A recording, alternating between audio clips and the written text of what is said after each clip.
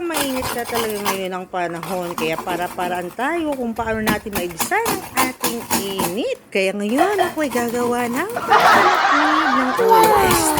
Pampalamig ang ating pakiramdam.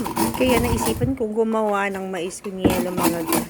Dahil hindi nga available ang crash ice, kaya ako na lang po gumawa nito. Mano-mano lang ito mga guys. Ang hirap naman pala nito gumawa. Nakakalaki ng muscle mga guys. Kailangan lakasan mo ang pagkakayo ng ice para makakuha ka ng marami. O tingnan natin mga guys. Ayun tuwang-tuwa ko niyan pag nakakayod ako ng ganyan kadami. Kasi sobrang pagod ka muna. Pero masarap pag nakakuha ka ng marami kang nakayod na yelo. Ayan, hindi pa nakuntahin ko dyan. Kaya sabi ng asawa ko, natutulungan niya ako. Pero okay lang. Dahil parang ang sarap naman talagang gumawa ng ganito. Lalo na kapag marami nakakrush na yelo.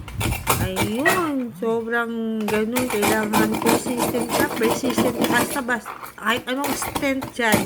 Basta makakakuha ka lang. Dahil nga sobrang init na talaga ngayon mga guys.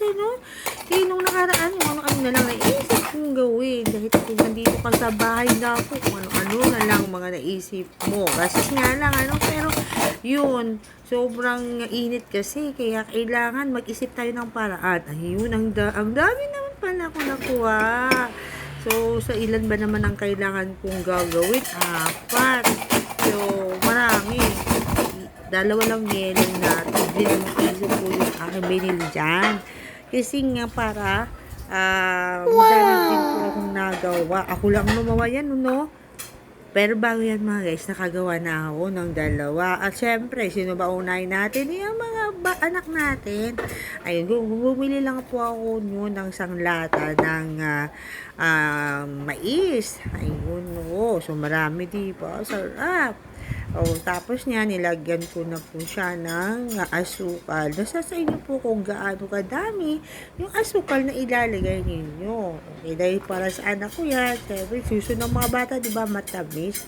So, pagkatapos niya, ito po ang ating evaporado na gatas. Ayun. So, napaka-generous po maglagay dyan. Siyempre, diba, sarili natin. Generous. Pero pag sa iba ka bumili niyan, naku, ilan kaya? Magdadagdag ka na lang ng gatas sa kanila. Pero may bayad. Pero pag kayong gumawa, o tayo gumawa, siyempre, napakadaming gatas. Ayun, dinagdagan ko pa siya ng yelo, mga guys. Kasi sarap ng maraming yelo sa ganitong panahon. Ayun, nakagawa na po ako ng masarap na mais con yelo.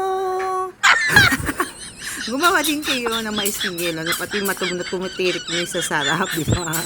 Ayan na po. Gawa din po kayo. Bye-bye. Thank you for watching.